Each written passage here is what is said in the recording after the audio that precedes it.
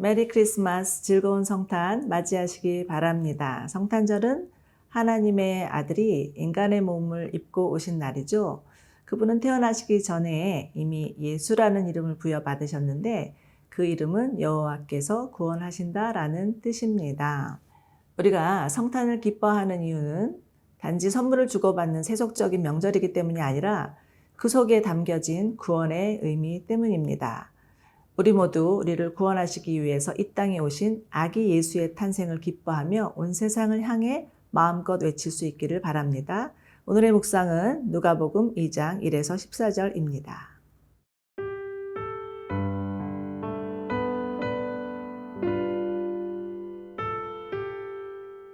누가복음 2장 1절에서 14절 말씀입니다. 그때에 가이사 아구스도가 영을 내려 천하로 다 호적하라 하였으니 이 호적은 구레뇨가 수리아 총독이 되었을 때에 처음 한 것이라. 모든 사람이 호적하러 각각 고향으로 돌아가매 요셉도 다윗의 집 족속이므로 갈릴리 나사렛 동네에서 유대를 향하여 베들레헴이라는 다윗의 동네로 그 약혼한 마리아와 함께 호적하러 올라가니 마리아가 이미 잉태하였더라. 거기 있을 그때에 해산할 날이 차서 첫 아들을 낳아 강보로 싸서 구유에 뉘었으니 이는 여관에 있을 곳이 없음이로라. 그 지역의 목자들이 밤에 밖에서 자기 양떼를 지키더니 주의 사자가 곁에 서고 주의 영광이 그들을 두루 비추매 크게 무서워하는지라. 천사가 이르되 무서워하지 말라. 보라, 내가 온 백성에게 미칠 큰 기쁨의 좋은 소식을 너희에게 전하노라. 오늘 다윗의 동네에 너희를 위하여 구주가 나셨으니 곧 그리스도 주시니라. 너희가 가서 강보에 쌓여 구유에 뉘어 있는 아기를 보리니 이것이 너희에게 표적이니라 하더니 호련히 수많은 천군이 그 천사와 함께 하나님을 찬송하여 이르되 지극히 높은 곳에서는 하나님께 영광이요 땅에서는 하나님이 기뻐하신 사람들 중에 평화로다 하니라. 인간을 구원하기 위해 오실 메시아가 다윗의 자손으로 오실 것이라는 예언은 하나님께서 이미 다윗에게 하신 약속이었습니다. 어느 날 다윗이 하나님을 향해 하나님이 거하실 처소를 지어드리겠다고 하자 하나님은 그 마음을 기쁘게 받으시고 다윗과 다윗의 집을 축복하시며 영원한 하나님 나라를 약속하셨던 것이죠. 4절을 보시면 요셉도 다윗의 집 족속이므로 라는 구절이 나오는데 이는 예수님이 다윗의 자손으로 오셨음을 증언하는 구절입니다. 즉 예수님이 하늘에서 뚝 떨어진 존재가 아니고 다윗에게 약속하신 대로 다윗의 자손인 요셉의 아들로 오셨다는 것입니다. 그러나 예수님은 단순히 요셉의 아들로만 태어나신 것은 아니었죠. 태초부터 계획하신 하나님의 구속의 계획에 따라서 성령의 역사에 의해 마리아의 몸을 빌어서 하나님의 정확한 때에 하나님의 방법으로 오신 것이었습니다. 참으로 처녀인 마리아가 천사의 말을 듣고 하나님의 말씀대로 이루어지라 라고 순종했던 것도 대단한 일이지만 요셉이 하나님의 말씀에 순종하여서 마리아의 임신을 받아들였다는 사실도 우리의 입을 다물게 합니다. 어떻게 이 두 사람은 하나님의 말씀에 토 하나 달지 않고 그대로 순종할 수 있었을까요?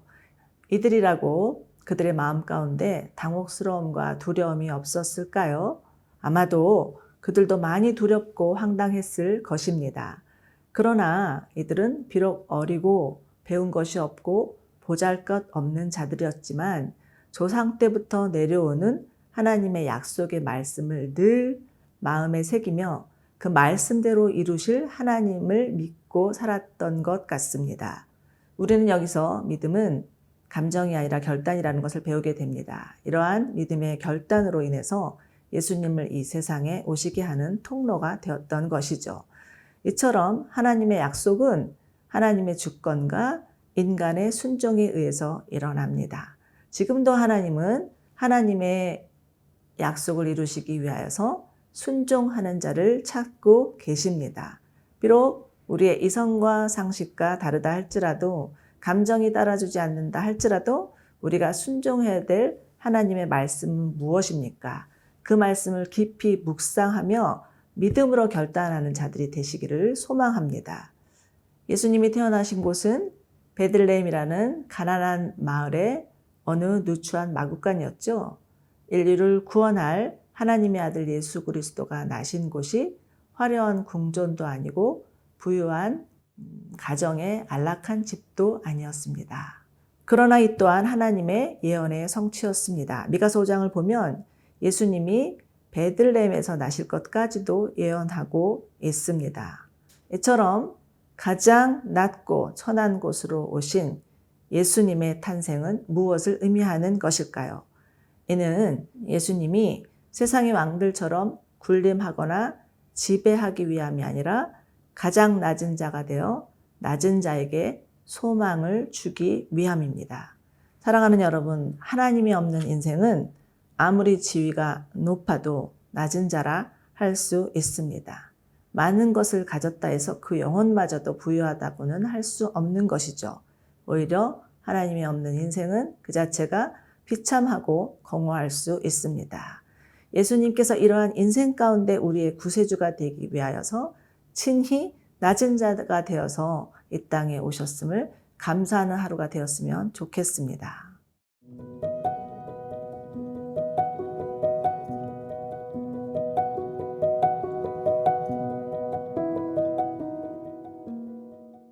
예수님께서 이 세상에 오셨다는 소식을 처음 전해 들은 사람은 아이러니하게도 양떼를 치는 목자였습니다. 하나님은 왜 예수님의 탄생 소식을 영향력 있는 정치인이나 종교 지도자들이 아닌 양치는 목자에게 제일 먼저 알리신 것이었을까요? 우리는 여기서 예수님께서 말씀하셨듯이 천국은 마음이 가난한 자들의 것임을 깨달을 수 있습니다. 아마도 왕궁의 사람들은 그들이 가진 부유함으로 인해서 자신에게 진정으로 필요한 것이 무엇인지를 깨달을 수 없었을 것이고, 오히려 자신의 기득권이나 소유를 빼앗길까 봐 메시아의 탄생 소식을 두려워하고 받아들일 수 없었을 것입니다. 자, 이제 천사는 호련히 나타난 하나님의 영광에 두려워하는 목자들에게 이렇게 말하고 있는데요. 10절부터 12절입니다. 무서워 말라, 보라, 내가 온 백성에게 미칠 큰 기쁨의 소식을 너희에게 전하노라. 오늘 다윗의 동네에 너희를 위하여 구주가 나셨으니 곧 그리스도 주시니라. 너희가 가서 강보에 쌓여 구유에 누워 있는 아기를 보리니 이것이 너희에게 표적이니라. 아멘. 예수님의 탄생은 온 백성에게 미칠 큰 기쁨의 소식입니다. 어느 특권층에게만 해당되는 기쁜 소식이 아니고 온 백성, 온 인류에게 미칠 기쁜 소식입니다. 여러분, 우리 인간은 아담과 하와의 범죄로 인해서 하나님과의 관계가 깨어진 채로 태어납니다. 이를 믿던 믿지 않든 인간에게 주어진 숙명이라고도 할 수 있죠. 그리고 하나님과의 관계가 깨어짐으로 인해서 자신과 이웃과 세상과의 관계마저도 깨어졌습니다. 그 깨어진 가운데 태어난 인간에게 주어진 것은 오로지 절망과 죽음뿐이죠.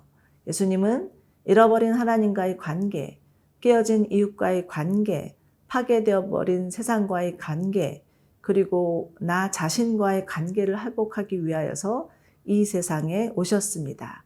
그러므로 예수의 오심은 하늘에는 영광이요 땅에는 평화의 소식이죠. 온 인류에게 미칠 가장 큰 기쁨의 소식입니다.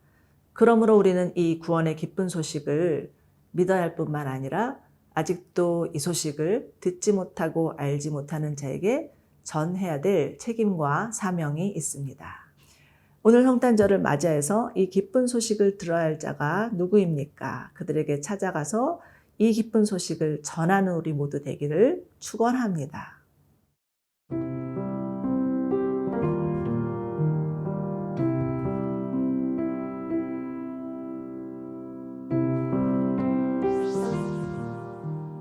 우리를 위해서 이 세상에 오신 예수님, 가장 낮은 모습으로 오셔서 낮은 자에게 소망 주심에 감사를 드립니다. 우리 모두 하나님이 없이는 비참한 인생임을 인정하며 우리의 구세주 되시는 예수님을 영접하게 하여 주시고 우리에게 베푸신 구원의 은혜에 감사하며 이 큰 기쁨의 소식을 온 세상에 전하는 자가 되게 하여 주옵소서. 예수님의 이름으로 기도드리옵나이다. 아멘.